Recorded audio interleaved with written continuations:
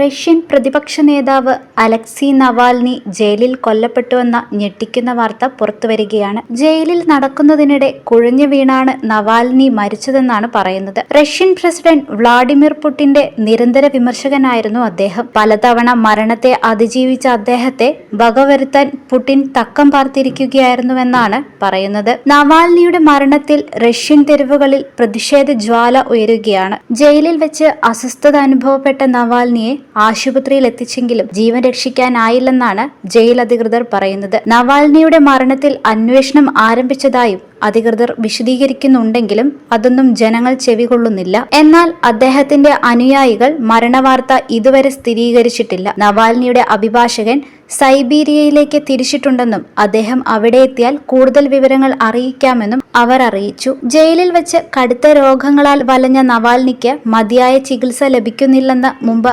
ആരോപണമുയർന്നിരുന്നു. ഭരണകൂടം ചുമത്തിയ ഭീകരവാദം ഉൾപ്പെടെയുള്ള കുറ്റങ്ങളിൽ 2021 നവാൽനിയെ 19 വർഷത്തെ ഏകാന്ത തടവിന് ശിക്ഷിച്ചത്. ഇതിനിടെയാണ് ജയിലിൽ വെച്ച് നവാൽനിയുടെ മരണം. എന്നാൽ കേസുകൾ രാഷ്ട്രീയ പ്രേരിതമാണെന്നാണ് നവാൽനിയും അദ്ദേഹത്തിന്റെ അനുയായികളും അവകാശപ്പെടുന്നത്. അഭിഭാഷകനായിരുന്ന നവാൽനി 2008 മുതലാണ് തന്റെ രാഷ്ട്രീയ ജീവിതം ആരംഭിച്ചത്. അഴിമതി വിരുദ്ധ പോരാട്ടങ്ങളിലൂടെ നിരന്തരം റഷ്യൻ ഭരണകൂടത്തിനെതിരെ പോരാടിയ നേതാവായിരുന്നു അദ്ദേഹം. ഇതിലൂടെ റഷ്യൻ സർക്കാരിന്റെ നിരവധി അഴിമതികളും അദ്ദേഹം പുറത്തു കൊണ്ടുവന്നു. നവാൽനിക്ക് അനുയായികളുടെ പിന്തുണ വർദ്ധിച്ചതും പുടിനെതിരായ പോരാട്ടങ്ങളിലൂടെയാണ്.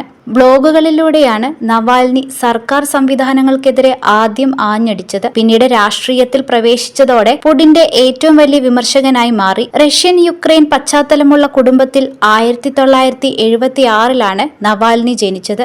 ചെർണോബിൻ ദുരന്തത്തെ തുടർന്ന് യുക്രൈനിൽ നിന്ന് ബലാറസ് റഷ്യൻ അതിർത്തി ഗ്രാമത്തിലേക്ക് കുടുംബം മാറി. ചെറുപ്പത്തിൽ തന്നെ മുത്തശ്ശിയിൽ നിന്ന് യുക്രൈൻ ഭാഷയിൽ പ്രാവീണ്യം നേടിയ നവാൽനി 1998 മോസ്കോയിലെ പീപ്പിൾസ് ഫ്രണ്ട്ഷിപ്പ് യൂണിവേഴ്സിറ്റിയിൽ നിന്ന് നിയമബിരുദവും നേടിയിട്ടുണ്ട്. പഠനം തുടരാനായി മോസ്കോയിൽ തന്നെ തുടർന്ന നവാൽനി വിദ്യാർത്ഥിയായിരിക്കെ തന്നെ 2000 യബ്ലോക്കോ പാർട്ടിയിൽ ചേർന്ന് പ്രാദേശിക ഭാരവാഹിത്വങ്ങൾ വഹിച്ചിരുന്നു. 2007 തീവ്ര വലതുപക്ഷ ചിന്താഗതി ആരോപിച്ച് പാർട്ടിയിൽ നിന്ന് നവാൽനിയെ പുറത്താക്കുകയും ചെയ്തിട്ടുണ്ട്. അഴിമതിയും ക്രമക്കേടുകളും തുറന്നുകാട്ടുന്ന ബ്ലോഗ് എഴുത്തുകാരനായി നവാൽനി ശ്രദ്ധ നേടുന്നത് 2008 2011 റഷ്യൻ തിരഞ്ഞെടുപ്പിന് മുൻപ് ഭരണകക്ഷിയായ യുണൈറ്റഡ് റഷ്യയ്ക്ക് നേരെ കടുത്ത വിമർശനവും ആരോപണങ്ങളും നവാൽനി ഉന്നയിച്ചിരുന്നു. വഞ്ചകന്മാരും കള്ളന്മാരും നിറഞ്ഞ പാർട്ടിക്കെതിരെ തിരഞ്ഞെടുപ്പിൽ വോട്ട് ചെയ്യാൻ നവാൽനി ആഹ്വാനം ചെയ്തു. എങ്കിലും തിരഞ്ഞെടുപ്പിൽ വിജയം യുണൈറ്റഡ് റഷ്യയ്ക്കായിരുന്നു. തിരഞ്ഞെടുപ്പിൽ അട്ടിമറി ആരോപിച്ച്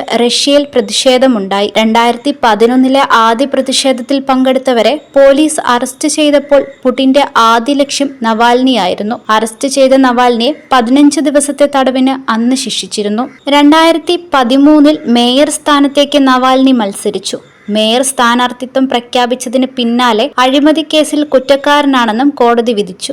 5 വർഷത്തെ തടവായിരുന്നു ശിക്ഷ. ഇതിനെതിരെ ജനങ്ങളിൽ നിന്ന് ശക്തമായ പ്രതിഷേധമുണ്ടായി. ഇതോടെ അപ്പീലിന്റെ വാദം കേൾക്കുന്നതുവരെ ശിക്ഷ മരവിപ്പിക്കേണ്ടി വന്നു. ഇതോടെ മത്സരത്തിൽ സജീവമായ നവാൽനി ഇന്റർനെറ്റിന്റെ സാധ്യതകൾ പ്രയോജനപ്പെടുത്തിയാണ് പ്രചാരണം നടത്തിയത്. മാധ്യമങ്ങളുടെ പിന്തുണ ലഭിച്ചില്ലെങ്കിലും 27% വോട്ടുകൾ നേടി നവാൽനി 2ാം സ്ഥാനത്തെത്തി. ആ വർഷം ഒക്ടോബറിൽ അപ്പീൽ കോടതി നവാൽനിയുടെ ശിക്ഷ ശരിവെച്ചെങ്കിലും മറ്റൊരു അപ്രതീക്ഷിത നീക്കത്തിലൂടെ ശിക്ഷ കോടതി താൽക്കാലികമായി ഒഴിവാക്കി. തടവ് ശിക്ഷ കാരണം പുടിനെതിരെ മത്സരിക്കാൻ നവാൽനിക്ക് സാധിക്കില്ലെന്ന് തിരഞ്ഞെടുപ്പ് ഉദ്യോഗസ്ഥർ വിധിയെഴുതിയെങ്കിലും പുടിനെതിരെ യൂട്യൂബിലൂടെ വിമർശനങ്ങൾ ഉന്നയിക്കുകയും റഷ്യയിലെ വാരേണ്യവർഗത്തിന്റെ ജീവിതശൈലി തുറന്നുകാട്ടുകയും ചെയ്തു. പുടിനെതിരായ നവാൽനിയുടെ അഴിമതി ആരോപണങ്ങൾ ക്രൈംലിൻ തള്ളിക്കളയുകയും US കേന്ദ്ര ഇന്റലിജൻസ് ഏജൻസിയുമായുള്ള ബന്ധം ആരോപിച്ച് അദ്ദേഹത്തെ തീവ്രവാദിയായി ചിത്രീകരിക്കുകയും ചെയ്തു. 2018 ഫെബ്രുവരിയിൽ യെവസ് റോച്ചർ കേസുമായി ബന്ധപ്പെട്ട് നവാൽനിയെ വീട്ടുതടങ്കിലാക്കുകയും ഇന്റർനെറ്റ് നിരോധിക്കുകയും ചെയ്തു. എന്നാൽ റഷ്യൻ ഉദ്യോഗസ്ഥരുടെ അഴിമതിയെക്കുറിച്ച് നവാലിന്റെ ടീം അദ്ദേഹത്തിന്റെ ബ്ലോഗ് അപ്ഡേറ്റ് ചെയ്യുന്നുണ്ടായിരുന്നു. 2018 ഡിസംബറിൽ നവാൽനിയും അദ്ദേഹത്തിന്റെ സഹോദരൻ ഒലേഗിനെയും യെവ്സ് റോച്ചർ കേസിൽ കുറ്റക്കാരാണെന്ന് കണ്ടെത്തി. നവാൽനിക്ക് 3.5 വർഷത്തെ ജയിൽ ശിക്ഷ വിധിച്ചു. 2015 ഡിസംബറിൽ അഴിമതിക്കെതിരെയുള്ള ഏറ്റവും ദൈർഘ്യമേറിയ വീഡിയോ നവാൽനി ഫൗണ്ടേഷൻ പുറത്തിറക്കി. റഷ്യൻ ഭാഷയിൽ കടൽ എന്നർത്ഥം വരുന്ന ചൈഗ എന്ന പേരാണ് യൂട്യൂബ് ഡോക്യുമെന്ററിക്ക് നൽകിയത്. അഴിമതിയും കുപ്രസിദ്ധ ക്രിമിനൽ ഗ്രൂപ്പുകളുമായുള്ള ബന്ധവും ആരോപിച്ച് 45 മിനിറ്റുള്ള വീഡിയോ അന്ന് കണ്ടത് 26 മില്യൺ പേരായിരുന്നു. 2016 ഫെബ്രുവരിയിൽ കിറോവ്ലെസ് കേസിൽ ന്യായമായ വിചാരണ നടത്താനുള്ള നവാൽനിയുടെ അവകാശം റഷ്യ ലംഘിച്ചുവെന്ന് യൂറോപ്യൻ മനുഷ്യാവകാശ കോടതി വിധിക്കുകയും അദ്ദേഹത്തിന്റെ ചെലവും നഷ്ടപരിഹാരവും നൽകാൻ സർക്കാരിനോട് ഉത്തരവിടുകയും ചെയ്തു. 2016 നവംബറിൽ റഷ്യയിലെ സുപ്രീം കോടതി നവാൽനിയുടെ ശിക്ഷ റദ്ദാക്കുകയും കേസ് പുനഃപരിശോധിക്കാൻ കിറോവ് കോടതിയിലേക്ക് അയക്കുകയും ചെയ്തു. 2016 ഡിസംബറിൽ 2018 റഷ്യൻ പ്രസിഡന്റ് മത്സരത്തിലേക്കുള്ള തന്റെ സ്ഥാനാർത്ഥിത്വം നവാൽനി പ്രഖ്യാപിച്ചു. 2017 ഫെബ്രുവരിയിൽ കിറോവ് കോടതി പുനഃപരിശോധിക്കുകയും 2013 മുതലുള്ള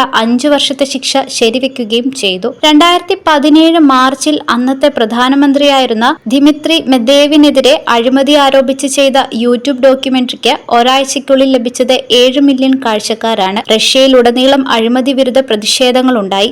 നവാൽനി പ്രചാരണ ഓഫീസുകൾ തുറക്കാനായി രാജ്യത്തുടനീളം സഞ്ചരിക്കുകയും വലിയ റാലികൾ സംഘടിപ്പിക്കുകയും ചെയ്തു. അനധികൃത പ്രകടനങ്ങൾ നടത്തിയതിന്റെ പേരിൽ ജയിലിലടയ്ക്കുകയും ചെയ്തു. ഇതിനിടയിൽ അജ്ഞാതരായ അക്രമികളുടെ ആക്രമണത്തിനും അദ്ദേഹം ഇരയായി. മുഖത്ത് അണുനാശിനി എറിഞ്ഞതിനെ തുടർന്ന് അദ്ദേഹത്തിന്റെ വലതു കണ്ണിന് പരിക്കുപറ്റിയിരുന്നു. 2017 ഒക്ടോബറിൽ യെവ്സ് റോച്ചർ കേസിൽ നവാൽനിയുടെ വഞ്ചനാക്കുറ്റം ഏകപക്ഷീയവും യുക്തിരഹിതവുമാണെന്ന് യൂറോപ്യൻ മനുഷ്യാവകാശ കോടതി കണ്ടെത്തി.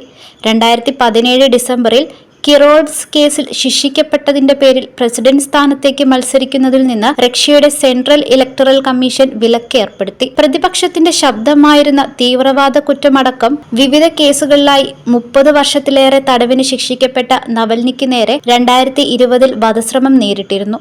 സൈബീരിയയിൽ നിന്ന് മോസ്കോയിലേക്കുള്ള യാത്രയ്ക്കിടെ വിമാനത്തിനുള്ളിൽ വിഷം നൽകുകയായിരുന്നു. റഷ്യൻ പ്രസിഡന്റ് പുടിന്റെ അറിവോടെയാണ് ഇത് സംഭവിച്ചതെന്ന ആരോപണമുണ്ടായെങ്കിലും റഷ്യ ഇത് തള്ളിക്കളഞ്ഞിരുന്നു. അന്ന് വിമാനത്തിൽ അബോധാവസ്ഥയിലായ നവാൽനിയെ ജർമ്മൻ സന്നദ്ധ സംഘടനയായ സിനിമ ഫോർ പീസിന്റെ നേതൃത്വത്തിൽ ബെർലിനിൽ നൽകിയ ചികിത്സയിലൂടെയാണ് ജീവിതത്തിലേക്ക് മടക്കി കൊണ്ടുവന്നത്. അന്ന് 32 ദിവസമായിരുന്നു നവാൽനി ആശുപത്രിയിൽ കഴിഞ്ഞത്. പിന്നാലെ തടവിലേക്ക് മാറ്റി. 2021 മുതൽ വഞ്ചനാക്കുറ്റത്തിന് തടവ് ശിക്ഷ അനുഭവിച്ചു വരികയായിരുന്നു. ആദ്യം കോടതി വിധിച്ചത് 11.5 വർഷത്തെ തടവായിരുന്നു.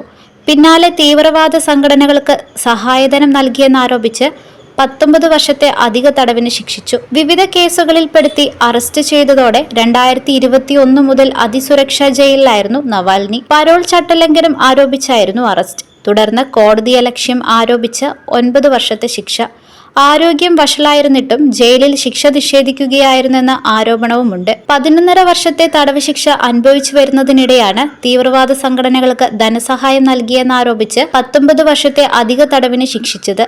ഭരണകൂടത്തിനെതിരെയുള്ള പ്രവർത്തനങ്ങൾ ചൂണ്ടിക്കാട്ടി ഭീകരവാദമടക്കമുള്ള തീവ്രമായ കുറ്റങ്ങളായിരുന്നു നവാൽനിക്ക് ചാർത്തിക്കൊടുത്തിരുന്നത്. റഷ്യൻ നിയമചരിത്രത്തിൽ ഒരു നേതാവിന് ലഭിക്കുന്ന ഏറ്റവും ദൈർഘ്യമേറിയ ശിക്ഷാ കാലാവധിയാണ് നവാൽനിക്ക് ലഭിച്ചത്. മാത്രമല്ല, അദ്ദേഹത്തിന്റെ അഭിഭാഷകർക്ക് പോലും നവാൽനിയെ കാണാനുള്ള അവസരവും നിഷേധിച്ചിട്ടുണ്ട്. 2023 ഡിസംബർ 7 വീഡിയോ കോൺഫറൻസ് വഴി നടന്ന ഹിയറിംഗിൽ നവാൽനി പങ്കെടുക്കാതിരുന്നത് ആശങ്കകൾ വർദ്ധിപ്പിച്ചിരുന്നു. പിന്നാലെ അനുയായികൾ അയച്ച കത്തുകളും മടങ്ങി. അദ്ദേഹം എവിടെയെന്ന അഭിഭാഷകരുടെ ചോദ്യത്തിന് അധികൃതർ ഉത്തരം നൽകാതായതോടെ നവാൽനിക്കെന്തോ അപായം സംഭവിച്ചെന്ന അഭ്യൂഹങ്ങൾ പരന്നു. പിന്നീട് ആർട്ടിക് പ്രദേശത്തുള്ള പീനൽ കോളനി വിഭാഗത്തിൽപ്പെട്ട പോളാർ വുൾഫ് ജയിലിലാണ് നവാൽനി ഉള്ളതെന്ന് അദ്ദേഹവുമായി ബന്ധപ്പെട്ട അടുത്ത വൃത്തങ്ങൾ തന്നെ വ്യക്തമാക്കുകയായിരുന്നു. ഇപ്പോഴുണ്ടായ മരണത്തിലും ആശങ്കകൾ നിലനിൽക്കുകയാണ്. ബോധരഹിതനായതിനെ തുടർന്ന് ആരോഗ്യ പ്രവർത്തകരെത്തി ചികിത്സ ലഭ്യമാക്കിയെങ്കിലും മരണത്തിന് കീഴടങ്ങുകയായിരുന്നുവെന്നാണ് റഷ്യൻ പ്രിസൺ സർവീസ് പുറത്തിറക്കിയ വാർത്താക്കുറിപ്പിൽ പറയുന്നത്. ഇപ്പോഴുണ്ടായ മരണത്തിലും ആശങ്കകൾ നിലനിൽക്കുകയാണ്. ബോധരഹിതനായതിനെ തുടർന്ന് ആരോഗ്യ പ്രവർത്തകരെത്തി ചികിത്സ ലഭ്യമാക്കിയെങ്കിലും മരണത്തിന് കീഴടങ്ങുകയായിരുന്നുവെന്നാണ് റഷ്യൻ പ്രിസൺ സർവീസ് പുറത്തിറക്കിയ വാർത്താക്കുറിപ്പിൽ പറയുന്നത്.